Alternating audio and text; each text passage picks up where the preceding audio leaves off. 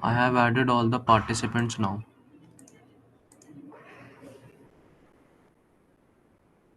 We can start now, ma'am.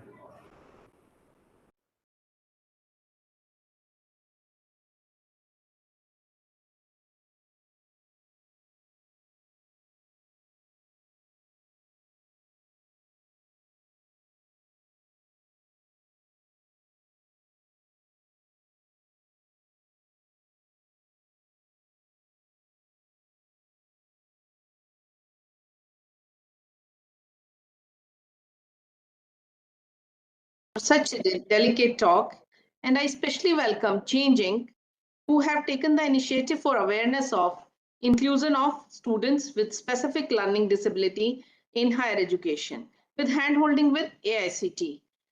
The cause of differently abled students are very important for AICT. It is our collective responsibility to ensure that every individual gets the opportunity to learn and work in appropriate environment. Differently abled people have very strong willpower, but they need some support from the system. AICT wants to make sure that all differently abled students are aware of opportunity and initiative for their growth and learning process. And for all these things, AICT is offering a scheme named Saksham for differently able students. And there is a platform named Swam platform, and that is also providing the MOOCs for differently able students. From last 2 years, AICT had conducted many webinars on PWD students. In 2021, webinar was on dyslexia, in which panelists expressed their views on the problems related to dyslexic students, and also the importance of awareness regarding dyslexia. In next webinar, the area for improvement in dyslexic children were identified and shared many online tools for dyslexic students. Last year also, AICT had conducted 5 webinars on inclusion of specific disability in university and educational institutes. Finally, I'm sure that you all will be benefited from the webinar, and I wish this happens to be a wonderful session. Thank you. Now you can start, please.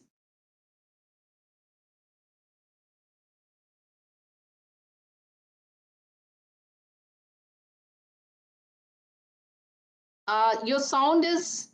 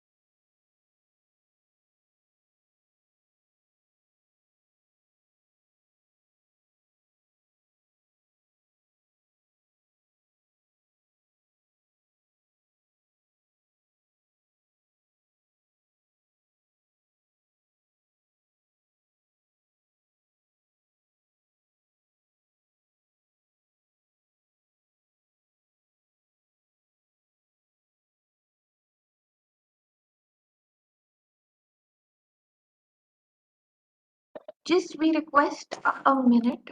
There is some glitch in sharing the screen.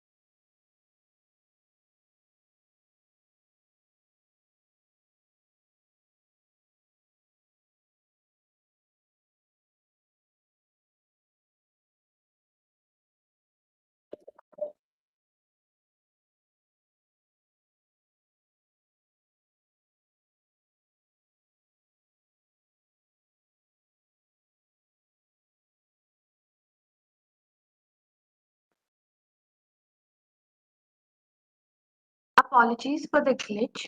We'll resume with the presentation. A very good morning to everybody.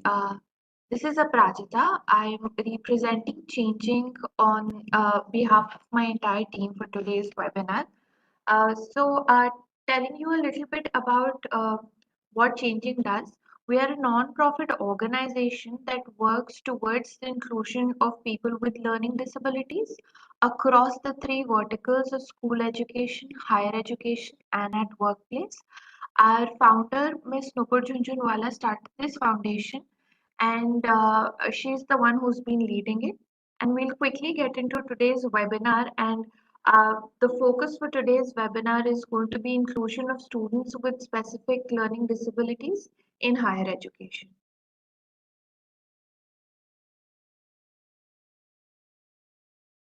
I would request all of you to just like take 2 minutes to scan the QR that you see on your screens for a pre-session survey, and this is just subjected to having a better understanding of what is expected from the webinar ahead.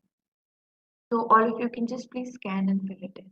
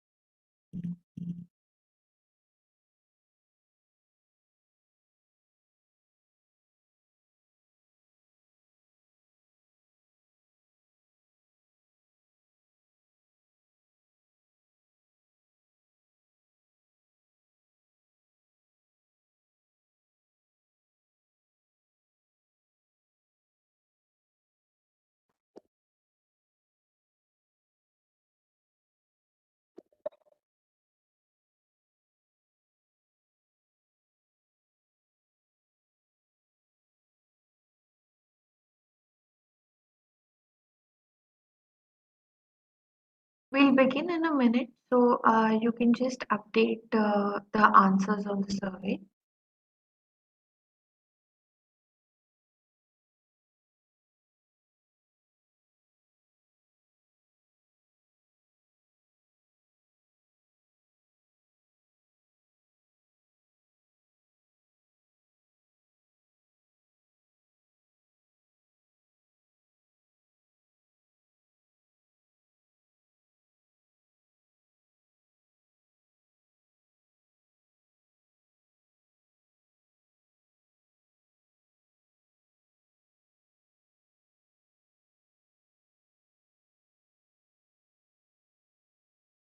You can give us a thumbs up and we can start with the presentation if everybody is done filling in the survey.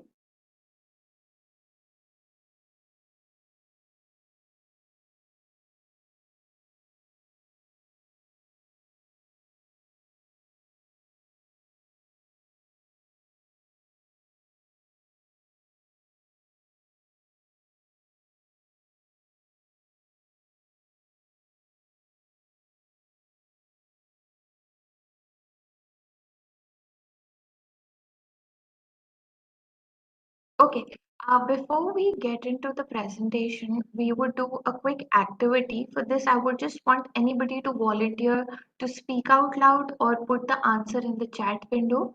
I want you all to look at this picture and just take the number as written on the individuals. Who do you think might have a learning disability on the frame that you see? Just anybody, you can put it in the chat, you can say it out loud.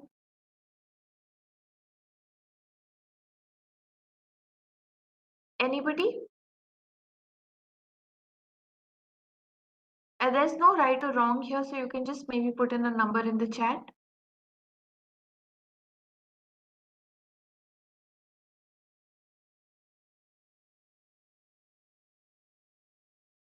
Okay.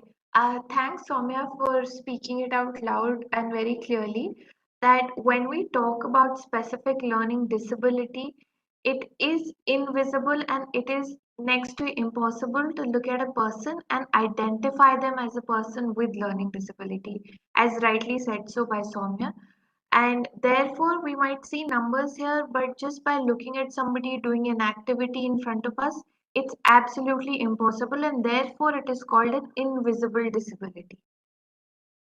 Moving ahead, we'll now focus on understanding neurodiversity and specifically SLDs called the specific learning disabilities, which include dyscalculia, dyslexia, dysgraphia, dyspraxia, and we also talk about autism and attention deficit hyperactivity disorder in along with these.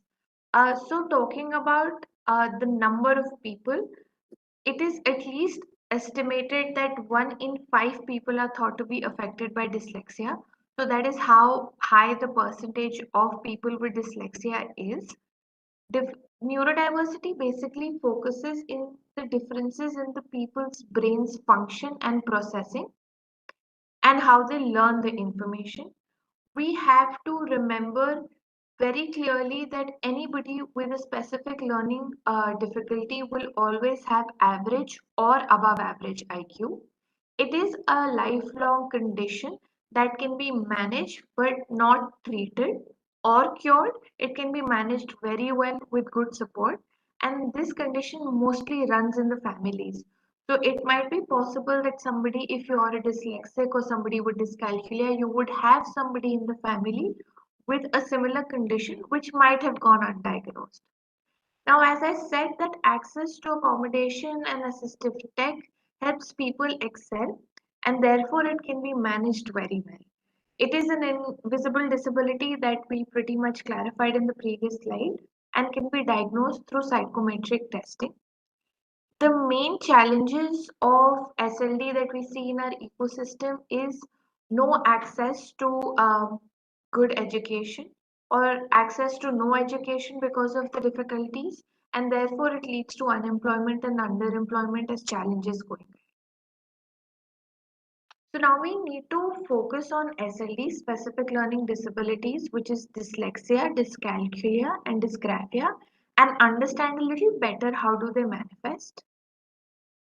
Talking about dyslexia, dyslexia impacts your ability to read, spell, and it revolves around your ability to process language, and this could be any language. Dyslexia accounts for at least 80% of all the SLTs. So if we look at the fraction of people who have specific learning disabilities, a major chunk of those people will have dyslexia. And we have to remember very clearly, dyslexia impacts language. As you can see on the screen, it is a little sneak peek into how somebody with dyslexia might be reading a text. It could differ from an individual to individual, but this is one of the representation of how text appears to people with dyslexia. Moving ahead to dyscalculia, it impacts maths, your ability to understand arithmetic information, to solve them in a processed manner, and it's in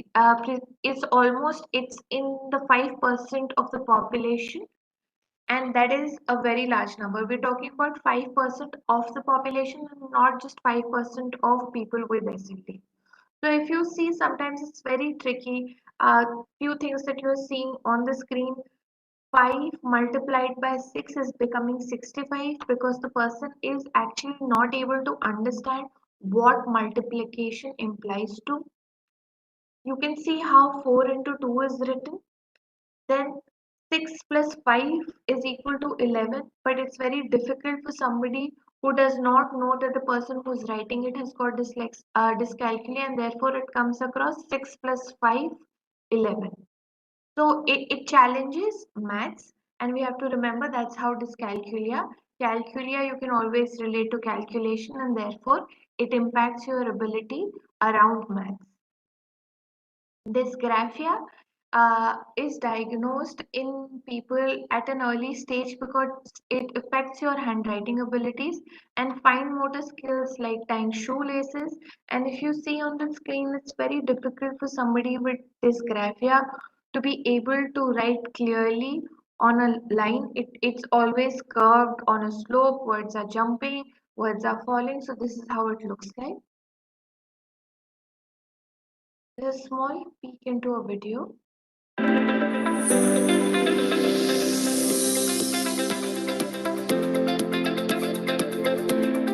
The refrain was उसको आता सब कुछ है ये पता नहीं exam में क्या करता है because when it came to spelling my grammar was all over the place and for whatever reason I'm not blaming the teachers it maybe they themselves were clueless the awareness about the dyslexia was not there and therefore when it came to the written exams I was very poor I was very good at maths my science was good but if everything had to be judged by the written words then that used to fail me.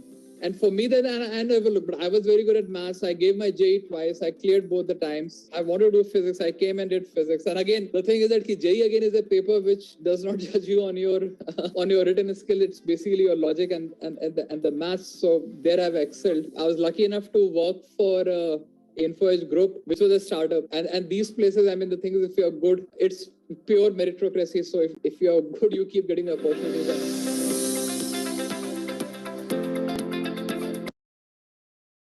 So as you just saw the video, Mr. Khare uh, was diagnosed with dyslexia. He is he's a graduate from IIT Kanpur, has been an angel investor in a few of the very famous brands. One of those is Zomato. And as he very correctly mentioned in his video, there was always a challenge for him to process his information in his brain onto paper in a written format. So while he had an average and above average IQ, it was very difficult for him to write the information down. Therefore, a paper like JE became very easy for somebody who was very good with maths or physics because it did not focus on your written skills. And therefore, we are reiterating the fact that you might have challenges writing the information down because for you processing is not a problem, but how you represent the processed information in a written format could be a challenge. So we need to remember that people who have dyslexia can be and will always be average and above average IQ. It's just that writing could be a challenge for them.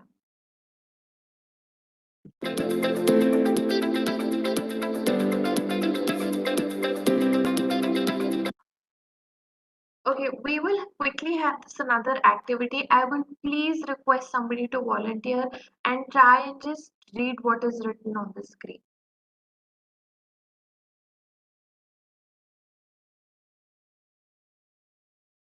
Anybody, it'll be very easy for us to understand the manifestation of the challenges we're talking about. Anybody who can just try and read it out loud.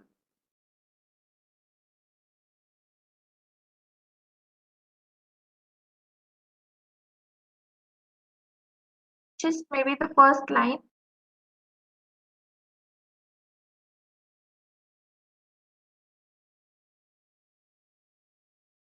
Hello. Yeah, so it is like VP9 in our trip at a familiar blaze, Adobe like yours and view. T contains a hundred trillion cells that mock together G. QC, very difficult to read. Thank you so much for trying to read this out loud. So as we saw, what's written on the screen is gibberish. It's very difficult to break it down, read the letters, and understand what's written. We will quickly skip to what actually was meant to be. So this is what the correct text is. Yeah, this is very easy. Like we begin our trip at a familiar place, a Correct. body like yours and mine. Yeah, it is. It is Right. easy to. So now what we're trying to understand through the previous text and this text is that this is the correct text. But if somebody with dyslexia were to read this text, this is how it might come across. Or if this was the correct text and somebody with dyslexia had to write it down from the space of their memory, they might end up writing this.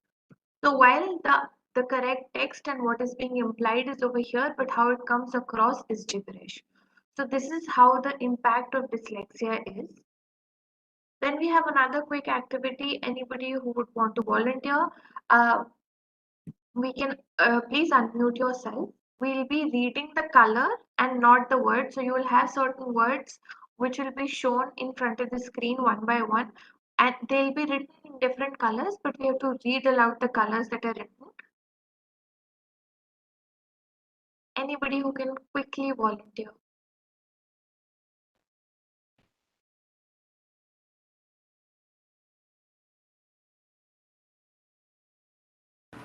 Okay, the first one is purple, then it's gray, and then it's red. Yellow, gray, and black. Gray, red, purple, black, yellow, and purple. Thank you so much. Thank you so much. So again, this is another exercise which implies that if I were to ask somebody with dyslexia to quickly read the color and not the fonts, it gets very confusing because your mind is reading green, your brain is processing the image in purple color, and to differentiate and say it out loud takes time. So not just for people with dyslexia, but for anybody, if this is an exercise to be done very quickly, it takes a lot of time. Thank you for volunteering. Now we look at this triangle, and this is something very important and crucial for us to understand the struggles of dyslexia. Uh, so the specific learning disabilities will always impact these three ends of the triangle: academics, life skills, and emotional well-being. You will see a lot of students who will struggle with either one of them, either academics or if their emotional well-being or the life skills. Academics could be because maybe they're the first generational learner, maybe there has been a learning slide, maybe there has been a change of language of instructions, and therefore sometimes there are students that you will see around who struggle with their academics. Emotional well-being is often impacted in students when they shift to their higher education. So the transition is difficult. It has been difficult for all of us, and therefore there's a lot of conundrum. They feel a little bit out of place, and therefore emotional well-being is taken a toll upon. And then we talk about life skills. So you will have students in either of the struggles, but when we talk about specific learning disability, all these three ends of the triangles are impacted.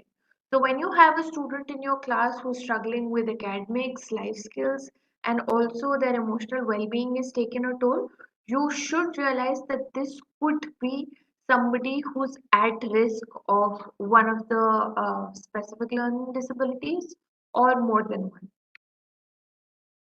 So now we have to understand that a disability that we talk about, which impacts language processing, how can it impact beyond that and can have a toll on your executive functioning? So a lot of students who have specific learning disabilities mostly have poor self-esteem. Why do they have poor self-esteem? Because they've been judged a lot around their IQ. It is more than often confused that if you have a learning disability, you are below average IQ. And this could be because you're not able to read properly or write properly, and that could be very emotional or frustrating for a student. You will always see a bunch of students in your class who are very good communicators. Orally, they're able to answer and solve a lot of problems in the class.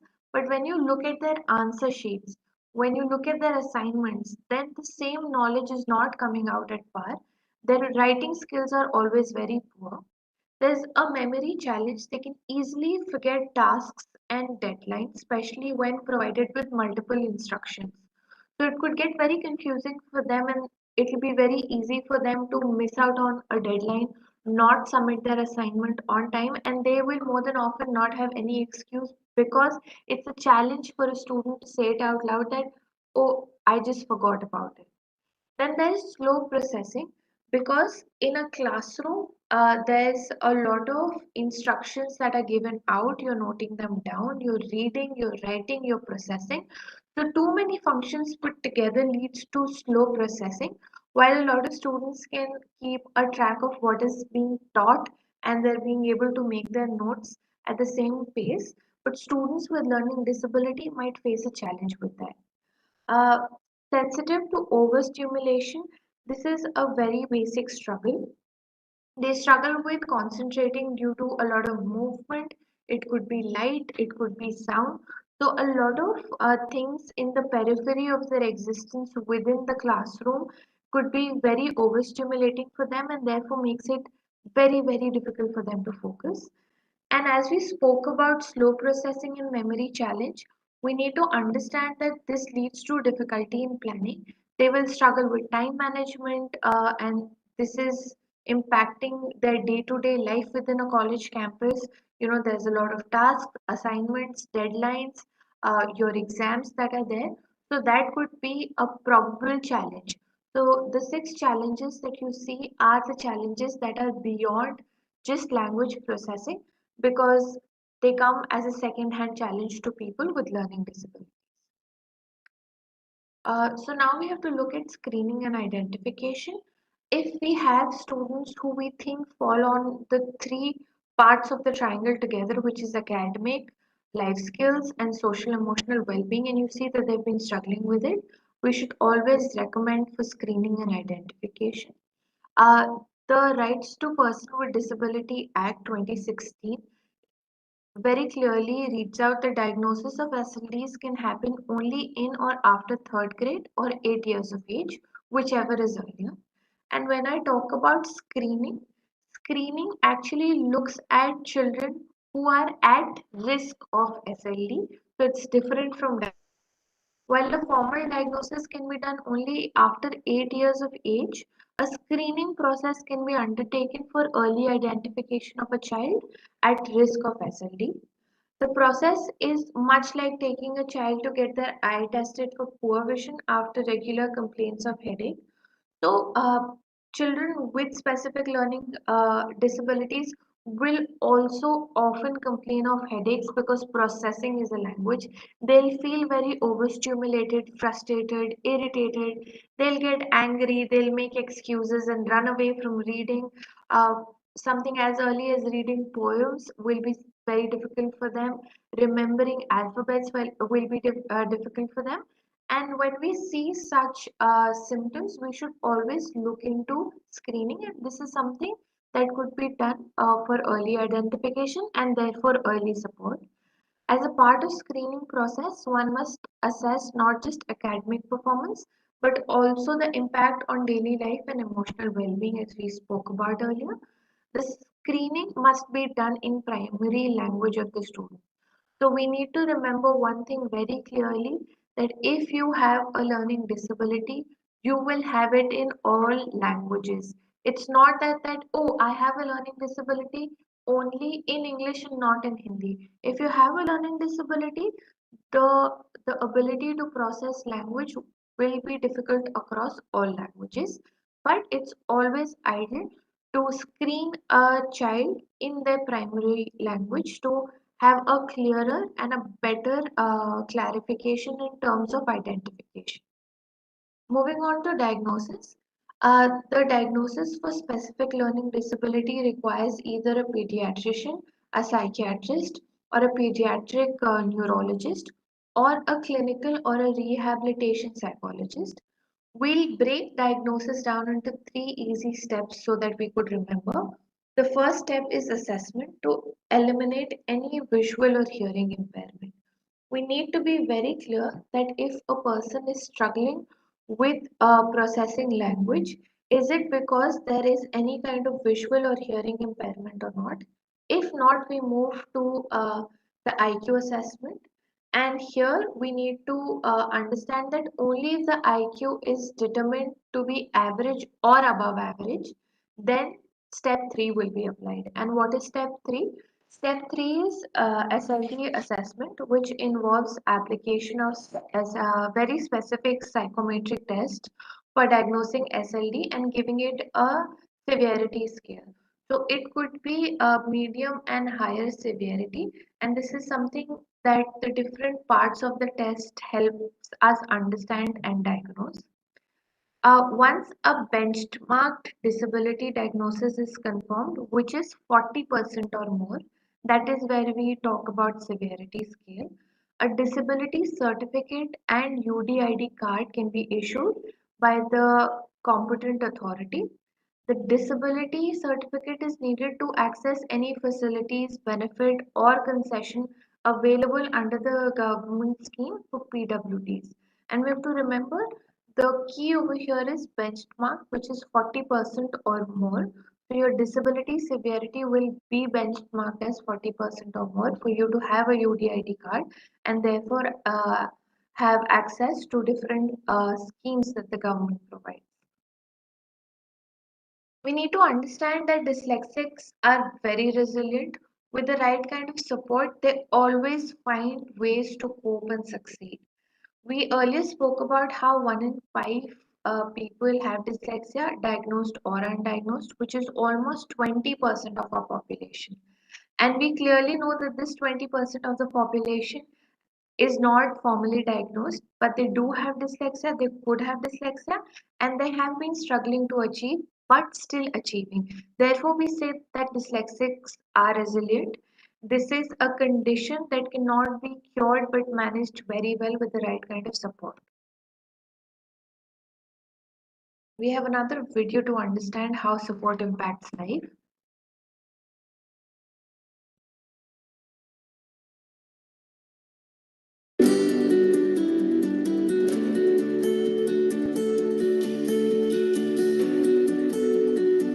I was a cheater in class, and I'll tell you why. Because in math class, for example, the teacher would put up, when she would ask me or he would ask me to show the working, I wouldn't have it, right? So they always assumed I copied it from my peer sitting next to me. And then the peer said, no, I got the wrong answer. So this guy's figured it out in some way or form. So, you went through that a few times because our brains just think differently, and we tend to understand what is being said before the other person is finished saying what they're saying. And that becomes very unnerving. I didn't know my ABCDs till the 5th grade, to be very honest. The only reason I could write my name was because there was another Kunal in my class. He wrote it, I memorized it, and I simply copied it. It was as simple as that. In the younger classes, I would sit at the back. So by the time the class finished reading the chapter twice, I had memorized it. So I would just pick up on where the person dropped off and recite from my memory. My sister started a computer class in the 8th grade, and I was in the 5th, and I got intrigued by the fact that she was typing something on this electronic device, and it was doing something magical on the screen, and I picked up on that, and I started sort of spending my breaks in the computer lab, bugging the teachers and the assistants to teach me what they were doing. By the time I hit my 7th grade, I was actually doing 10th grade level programming and college school projects, and that's what became my go-to thing as an out for my lack of success in academia. And the school encouraged it, my friends encouraged it, and that's when I decided right on in my 8th grade to get a full-time job.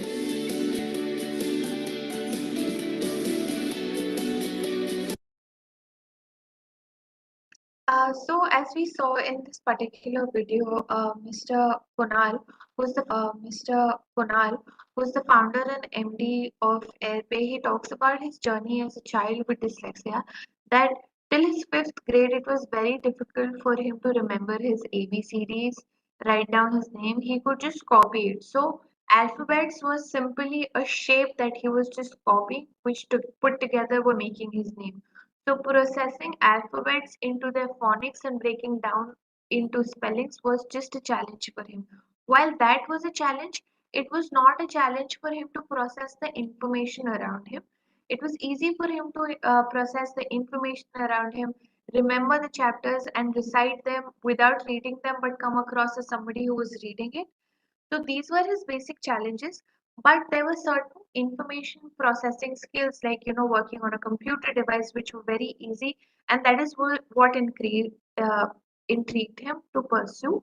With the support from his counterparts within his class or his faculty or his teacher is something that started or initiated his journey towards success, where they pushed him to achieve what he excelled in and be able to do what he struggles with instead of just focusing on trying to make him achieve what he struggled with from the very beginning.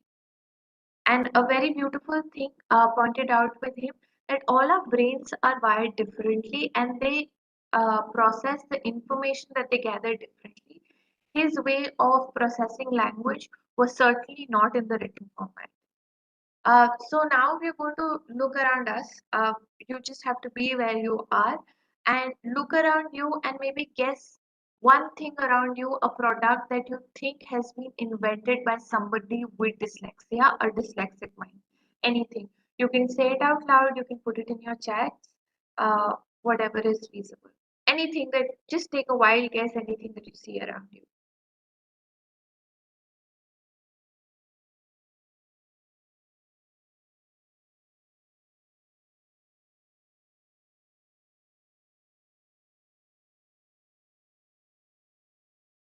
It could be anything that you see around you that you think would be an invention of somebody with dyslexia. And the hint is that there are a lot of things around you right now.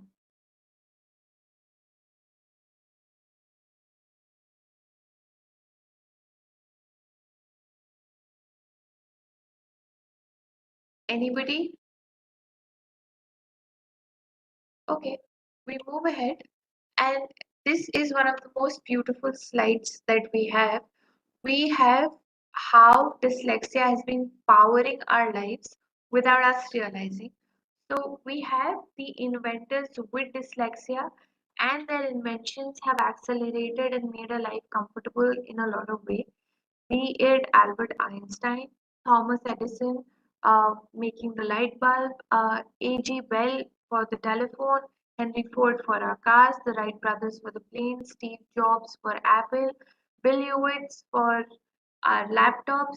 So if you see right now, either your system or something around you, at least all of us have electricity. So our life has been powered by people with dyslexia, the dyslexic mind from the very long.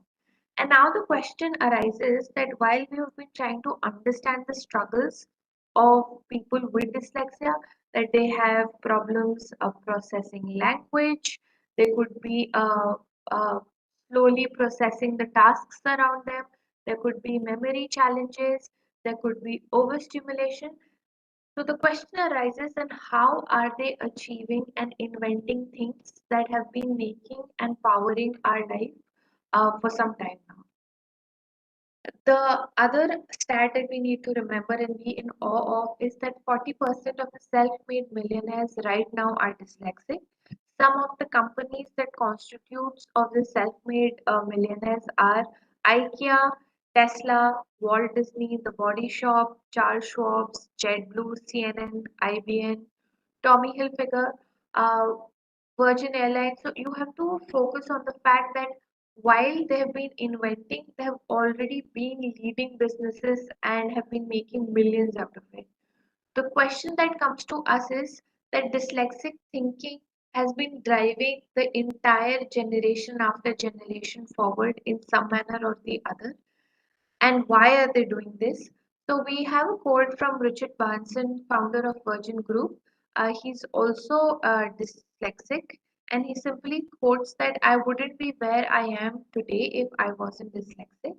In the real world, dyslexia can be a huge advantage. Many people with dyslexia have great imagination, creativity, and problem solving skills.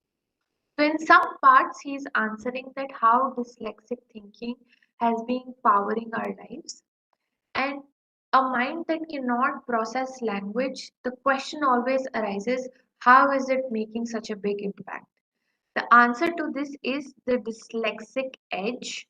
Dyslexic edge is all the skills that people with dyslexia have put together that helps them accelerate towards solutioning of a problem that they see around themselves. And global studies have shown that the percentage of students with dyslexia in fields such as engineering, art, and entrepreneurship are over twice the percentage of individuals with dyslexia in general population. So now what are these skills that compromise or put together are called the dyslexic edge?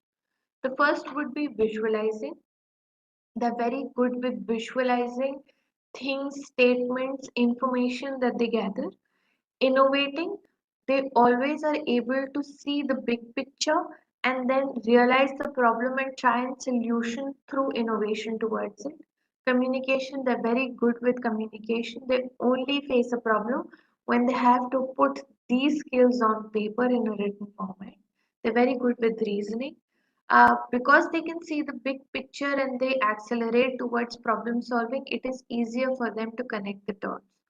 So you have to see that the students in your class who have SLDs might be struggling with certain things, but they have this dyslexic edge, and it is our job as educators, as facilitators, to give them the right support to help them accelerate, to find the problems around them and to solution towards them. The top universities around the globe have been attracting students with dyslexia for the same reason, because they would want to nourish individual with the dyslexic edge and have students who are solving for the bigger problem come out of their institutes. Dyslexia is so common at Massachusetts Institute of Technology, so much so that it is called the MIT disease. And the global universities attracting these students are Yale's, Brown, Stanford. We have universities within our country like IIM Bangalore, IIT Bombay, IIM Calcutta, Ashoka Universities, Kriya, many more who've been attracting the dyslexic students to their campuses. Also, not to forget, NASA, 50% of the NASA's employees are dyslexic. So there's a reason why a lot of agencies focus on students or people with dyslexia, and that is because of the dyslexic edge. Now we focus on the struggles of transitioning to higher education. While we focused on the struggles that they have, which are impacted by their SLDs, we move a notch above and understand what would be the struggles of these students once they're transitioning to higher education institute. So there are three kind of struggles that all of us have faced while transitioning. It could be transitioning to on-campus life, the change in the academic rigor, and then the emotional well-being. So specifically for students with specific learning disability, disclosure is very difficult.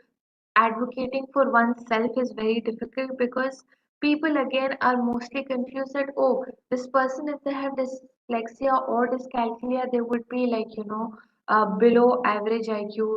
There'll be these stupid students in the class. They will not understand whatever is being taught.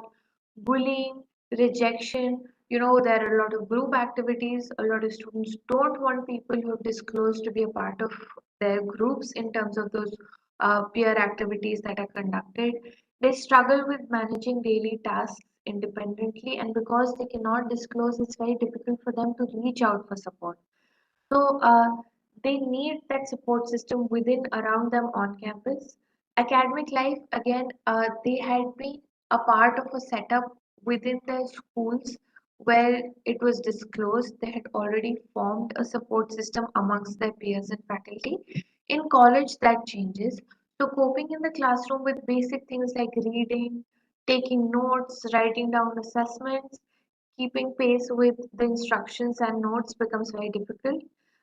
Planning tasks with your timely submissions of assignments, of your exam, of your deadlines with the assignments that you have becomes very difficult.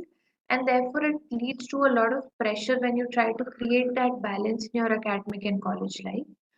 Emotional well-being is a result of struggles on campus and in classrooms. It often leads to low self-esteem. You are very frustrated. It could lead to depression in students when they're not able to advocate and are not able to garner the right kind of support. Mostly they're overwhelmed with managing the new environment. Peer pressure, high level of anxiety, the risk of overstimulation, to perform well, to keep up with the pace becomes very difficult. So these are the few struggles that students face when they're transitioning to higher education institutes. and we need to realize those so that we can create the right kind of support around them for the same. Now we need to look into what are we doing as a country to be able to tap into the critical resource pool of dyslexic thinkers. So as a country, we recognized specific learning disabilities formally in 2016 under the Rights of Person with Disability Act. It very clearly mentions that as heterogeneous groups of condition wherein there is a deficit in processing language, spoken or written, that may manifest itself as a difficulty to comprehend, speak, read, write, spell, or do mathematical calculations, uh, and include such conditions as perceptual disabilities, again, what we spoke about earlier as invisible disabilities, like dyslexia, dysgraphia, dyscalculia, and dyspraxia and development aphasia is considered formally as a disability in India now. The Act also mandates 5% reservation for persons with disabilities in government and government aided institutes. The new Education Policy 2020 is in complete consonance with the provision of the RPWD Act and very clearly mandates that children with disabilities, including those with learning disabilities, will be enabled to fully participate in regular schooling process from foundational stage to higher education, ensuring equitable access to quality education. It's very easy to have specific special environment and exclude students with disabilities when it comes to the education ecosystem. But the new education policy now mandates regular schooling process for them. Universities and colleges will thus be required to set up high quality support centers to support SEDG students to transition to higher education institutes. New education policy mandates steps to be taken by the government and also steps to be taken by National Higher Education Institute. For government, it talks about having a suitable fund for education of SADGs, having clear targets for higher gross enrollment ratios within higher education institutes, provide financial assistance and scholarship both in private and public institute, conduct outreach programs. Why these are very important? Because while there are a lot of scholarship opportunities for students with disabilities, it is very important for the information to be given and used by the people who need it, which is the end beneficiary, the students, and develop and support technology tools for better participation and learning outcomes. Steps to be taken by the higher education institute are create financial assistance and scholarship. Again, conduct those outreach programs to let the end beneficiary, which are the students, to realize what exists. Make the admission process and curriculum inclusive. While we talk about creating an inclusive campus, we talk about inclusive pedagogy, it's very important to make sure that the very basic step of entering into an institute is the admission. Therefore, the admission process and your entrance exams should be made inclusive. Develop bridge courses and provide counseling support. Ensure sensitization of faculty, counselor, and students, and enforce no discrimination and anti-harassment rules. It's very, very important for not just the students, but the faculty and the counselors to be sensitized to be able to understand the needs of students with disability. We very clearly have the UGC guidelines spelling out the four pillars of supporting a student. Our transitioning into the institute is the first pillar that talks about transitioning support from school to college and from college to post graduation. Need for a assessment board that shall formally assess the specific needs of students with disability, imparting plus curricular skills like independent living, social interaction that are very crucial because the target of every higher ed institute is either towards innovation or employability, and then focus on scholarship and schemes so that students with disability can enter colleges. And on campus, there should be universal accessibility in terms of infrastructure. The assignment should be modified with lenient deadlines in terms of, giving an essay or a report or submitting assignments, accommodating students through preferential seatings where there is less overstimulation in terms of movement, sound, and light during exams, and of course, compensatory time. Providing assistive technology with training and allowing use of recorders and laptops, which makes it easier for them to take notes. Placement and career assist advice becomes very difficult if they're not guided to transition into the sector of employment. Then we talk about sensitization and capacity building at all levels, not just students but faculty and administration. Modification and teaching learning methods where you are open to have more tools, more assistive technology in and around you. Accommodating the workload and the deadlines to make sure that the students are able to articulate their learning out well. Awareness around success stories, potential employers who have had and who are looking out for students with disability, success stories of people with disability who have achieved in their area of excellence. Then talking about government governance, we focus on developing admin framework to undertake action, create equal opportunity cells to support these students, strengthen the guidelines prescribed by UGC within the campuses to comply with the roles and the functions of such units, and PWD to ideally chair and lead these units so that it is by and for students with disability. AICT, on the other hand, has got very, very elaborate guidelines to support people with learning disabilities. And it starts from the very key fact that promoting admissions of students with SLD and the PWD category is very crucial. Streamlining the admission process to make sure that we have higher enrollment ratios is something that they're focused on. Providing accommodations during their admissions is something that is very crucial, and that is only when a student can penetrate into higher education and therefore lead a successful life towards innovation or employability. Scholarships and sponsorships through the Disability Support Unit. On-campus accessible infrastructure with assistive hardware and software and training to use that is something that is very massive in terms of supporting students' life on campus. Within the classroom, use of technology, accessible course material and content that is easier for them to read, use becomes very crucial. Exam support, like scribes that are provided 20 more minutes per hour, 50% objective types of questions, allowing computer separation of answer scripts for evaluation, career support, and employee sensitization. These are the things that are very crucial in order to understand the learning, set the learning of the student. So if we are providing them easier methods to learn, we should have easier methods for them to also ideally be able to assess their learning. Implementation SWAM courses to train faculty on accommodation solutions exist, which are very crucial because this is a go-to course for faculty to understand how can they support students with disabilities. Then a disability PWD database management system to monitor the standards of accessibility, understanding that what is the ratio of people with disability and how is the campus ready to help and support them. Inclusive pedagogy, training of faculty in universal design learning strategies for teaching, and evaluating and assistive technology is something that again is focused on under these guidelines.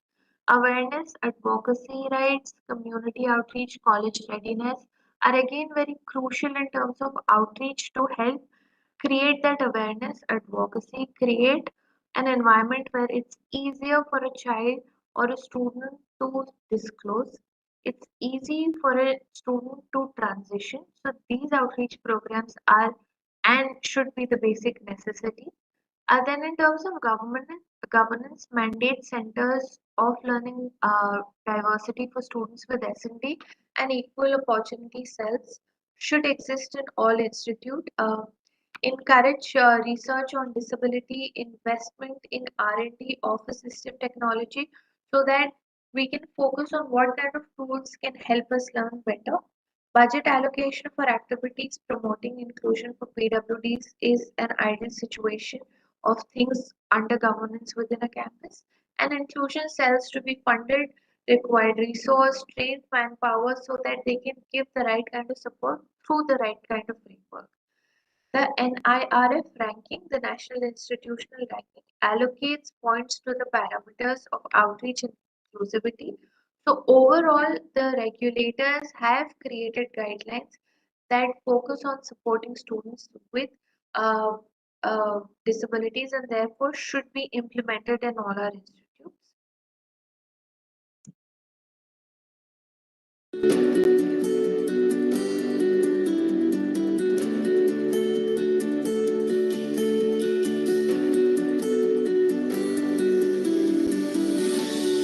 Rohit was one of our early entrants into higher education. Yes, whether he would be able to manage the multiple flight of stairs to his classroom. But in reality, he actually found it difficult to navigate new schedules, new systems, keeping up with his lectures, getting to his classroom on time, finding his classroom, making new friends. The list was endless. The first day he went to college, he went to the library to get his library cards, and he was pulled up for his illegible handwriting with the comment, "This is what happens when we have to fulfill quotas in admission." Not surprisingly, Rohit struggled through the first term. He was quite miserable. He spent as little time as possible at college, and it was only regular, intensive counseling that kept him on track. His exams came along, the first term exams, and he had discovered that he'd been given extra time to finish his papers, but the seat in the hall had to be vacated because the next exam was scheduled immediately after. And he was describing this to his counselor. He says, I felt like a worm. Everybody was standing in the corridor and discussing what to do with me. The principal came along and asked what was going on. And he took a different view. He pulled up the staff for not having made adequate arrangements. And he took Rohit with him. I'm going to describe this in his own words, which he told us about later. He said, "Ma'am, he took me to his own office. He sat me down at his desk. He made space there for me. And he told me to finish my paper, take as long as I wanted. And he said, I'm sitting outside making phone calls. Don't worry, nobody's going to disturb you here." What a validation. This validation really changed his life at college. Suddenly, he was able to advocate for himself. He dived into campus activities, took part, joined some clubs. Ironically, in his last year at college, he took over a student newsletter as editor, and he made so many changes and made it so innovative that it won several awards. This is the right support and the right kind of validation a student can excel within the campus. And we have to remember that the needs of the student don't ask for lowering the rigor for them, while keeping the rigor the same as that is being provided through the course, through the curriculum.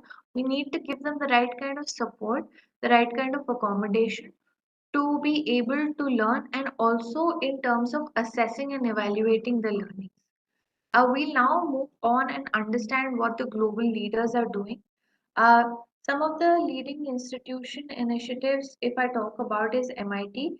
They offer the Disability and Assess Service Office. Yale's University offers the Yale Center of Dyslexia and Creativity that works towards inclusivity of students and providing equal opportunity to all, not just students but faculties. Then University of California, they again have established the Office of Disability Compliance. Stanford, on the other hand, has Office of Accessible Education and Schwab Learning Center that not just focuses and advocates for accommodations but also works towards screening. Then we have Ashoka that looks ahead at Office of Learning Support. And at IIM Bangalore, we have Office of Diversity and Inclusion, Center for Teaching and Learning.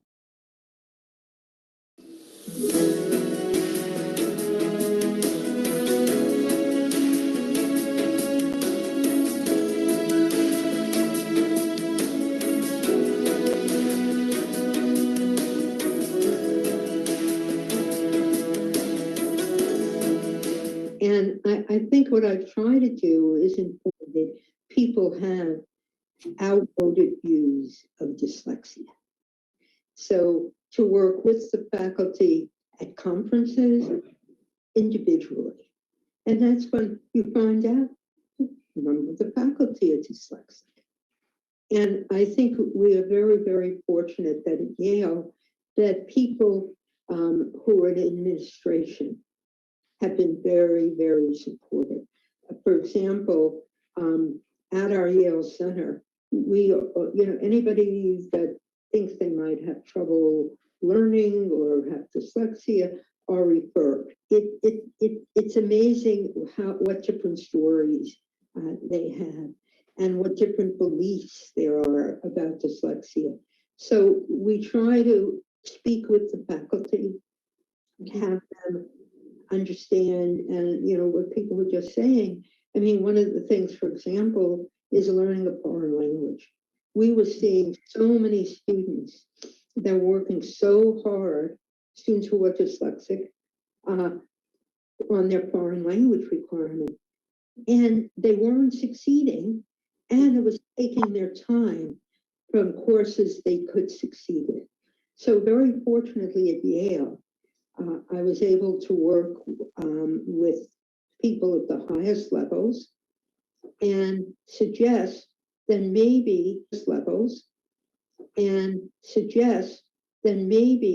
we can have a partial waiver of the foreign language requirement so that people could take a course in English, but based on helping you to understand the country, the culture.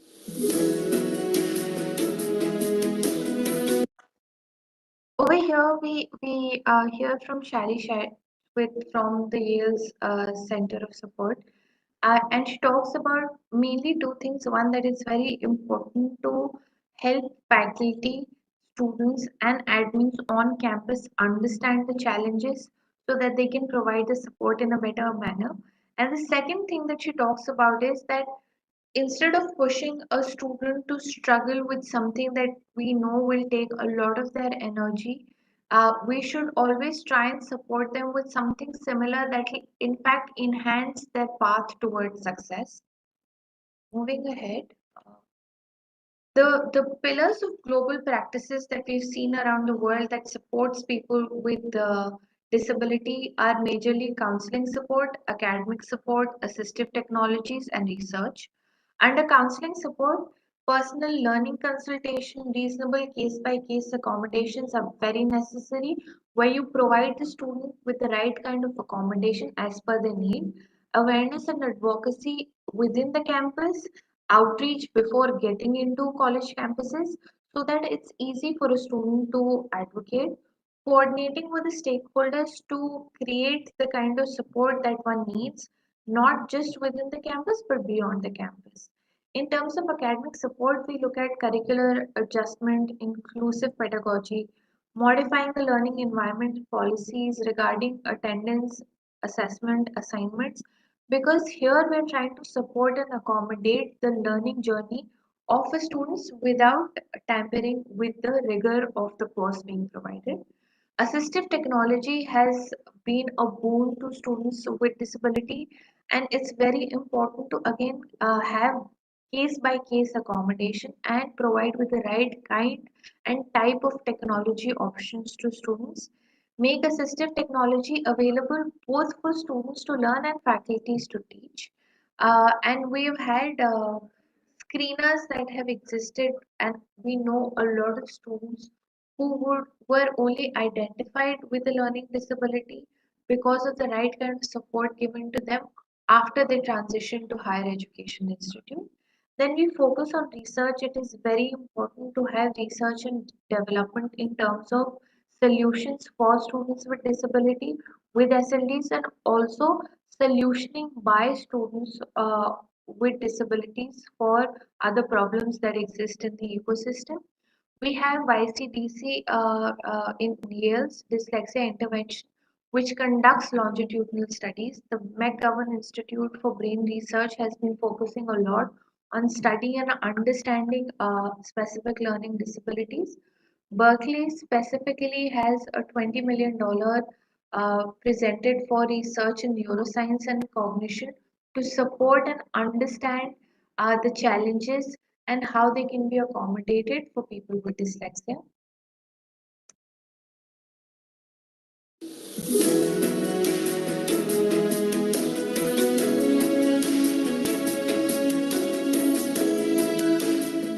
It is the key, basically, being able to design a curriculum. And I guess that at a university, it can be quite difficult because it is really engaging a variety of academics, a variety of courses, and they all have different challenges.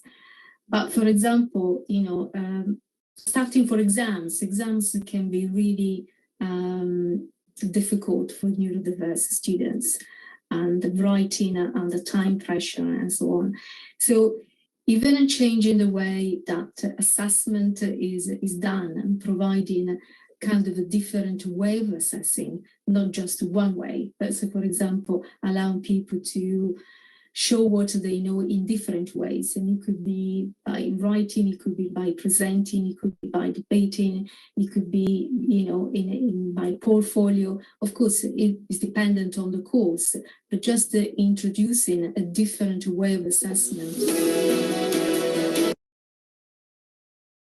So as very rightly pointed out over here, basically that how while there are a lot of combination in terms of courses that are being provided, we need to focus on designing an inclusive curriculum, which is the key to support all kind of students within a campus, and therefore a lot of accommodations, especially from an assistive technology point of view, that you create not only support students with disability but all students within a classroom. And the idea is that when we are evaluating, when we are assessing, we need to make sure that the student is given the right forum to be able to present their learning. Then we talk about, if together, after understanding all the guidelines, what the global leaders are doing, what the mandates within our own country is, that if we have to enable accommodation, where and how do we begin?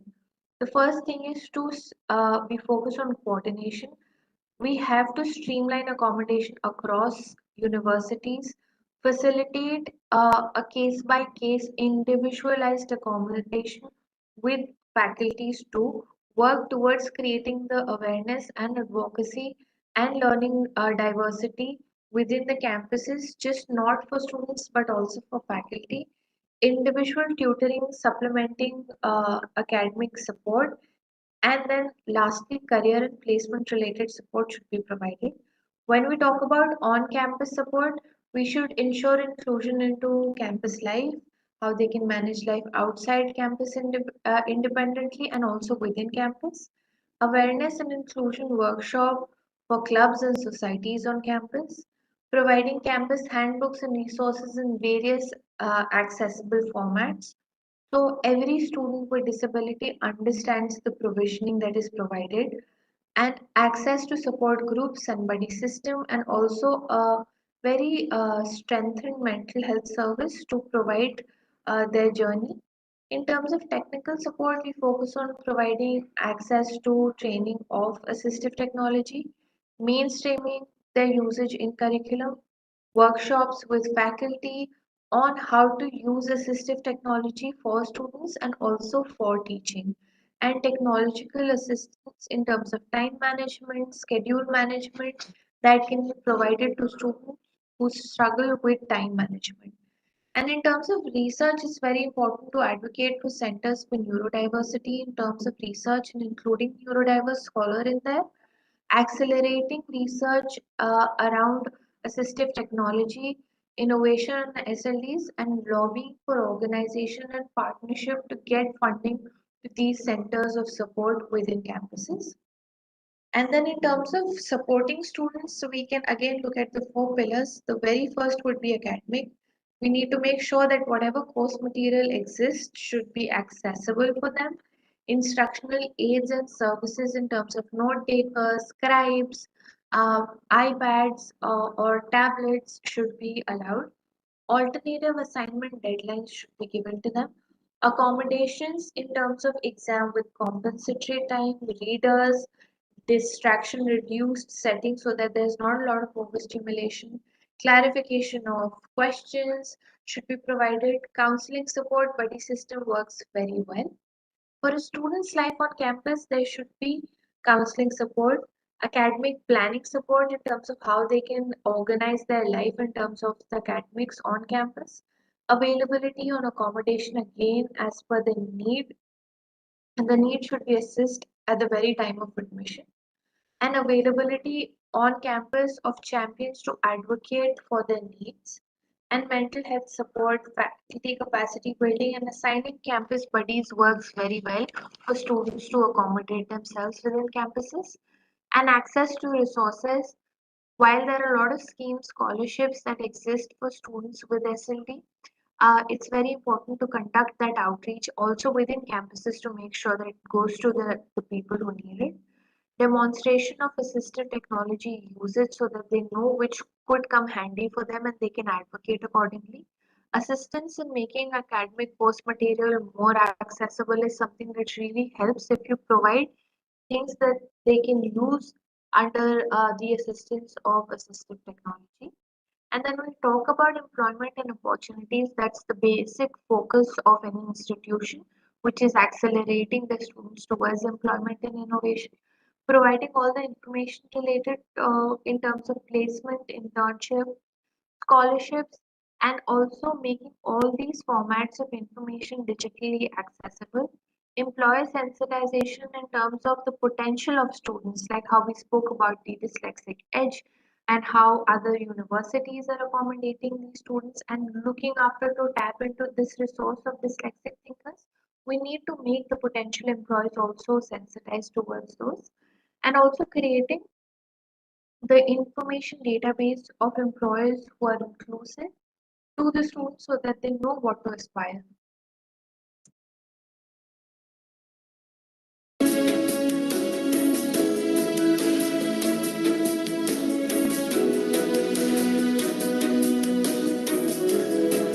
The whole idea behind universal design is that it's important for every student. And here in the Academic Center for Excellence at Bryant, also have our support services for our international students and English as a second language students.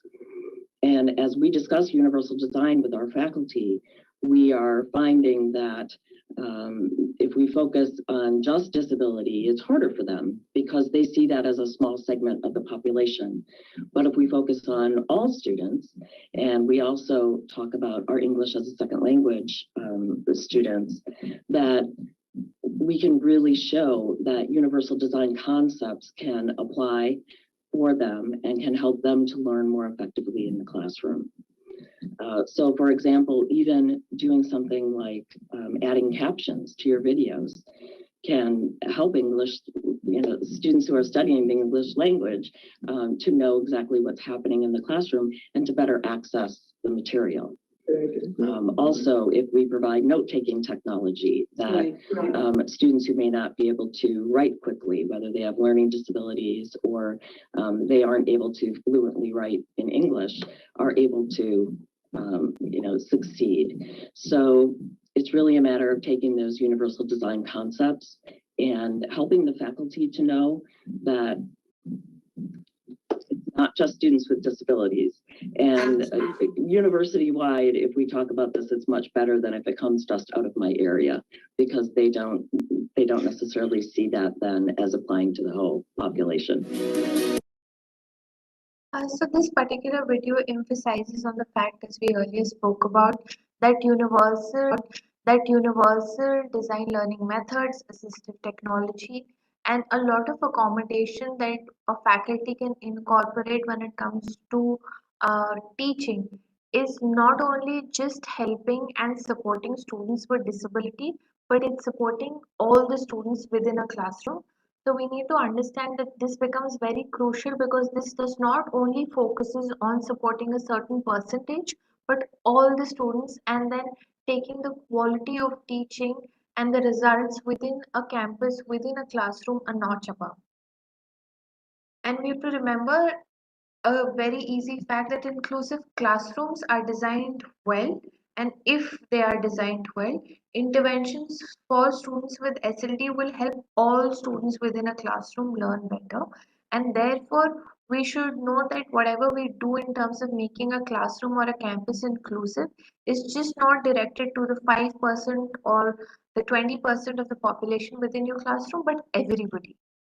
And by ending this, there are just 5 quick points that you can concise the entire webinar to. If you have to go back and reflect that where should you begin, the very first of this would be start at the beginning, start at inclusive admission, look towards increasing the PWD category enrollment, track these success stories, create sensitization and awareness for faculty, administration, and students to understand the needs of students with PWD, and also create an environment so that the PWD students can advocate for themselves. Accommodate students both for classrooms, under the classrooms, and within the curriculum.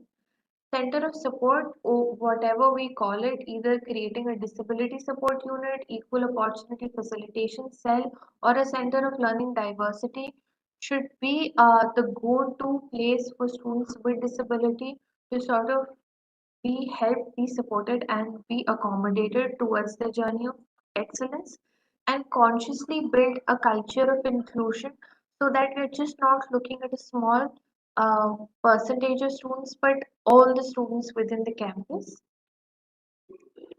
We want to do all of this just to make sure like how everybody around the globe is tapping into the dyslexic edge, and the innovators and the inventors. We need to make sure that we create a campus, we create inclusion, we create the right kind of support so that we do not miss out on the next genius that might be sitting right in our classrooms today. This would be all from our end. Thank you so much, AICT, for giving us this opportunity, especially Garima ma'am for handholding us to take everybody through the series of webinars around inclusion of students with disability. The last bit, I would request everybody just to quickly scan the post-session survey, and this is just focusing on the gap if there were any in the beginning and the end of the session so that we can upgrade our module accordingly. So a request, just take another 2 minutes to scan and just fill in the survey.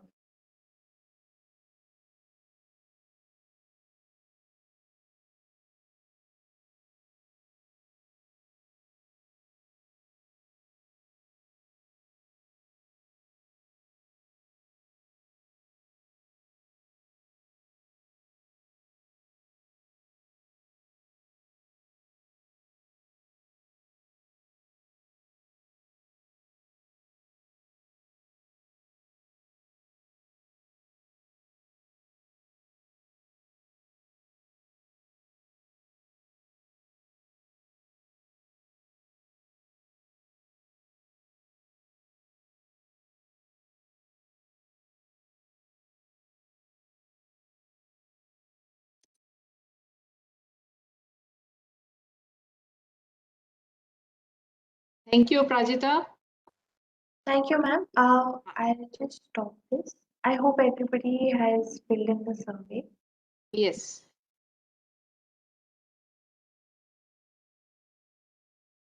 Also, we'll be putting our email ID. If there is any query, you can write to us. So we'll just be sharing that. Over to you, ma'am. Thank you so much. Yeah. I would like to thank you, Prajita Changing, for very informative and interesting session in which you have taken various examples of dyslexic persons. A dyslexic person has good communication power, good reasoning, problem solving is also good, but sometimes written skills may be poor. There was also informative discussion about RPWD Act 2016 and the steps taken by the government and AICT for PWD students of higher education. Really informative session. Thank you, Prajita. Thank you very much. And thank you all the participants who are attending the session. Thank you, ma'am. Thank you so much.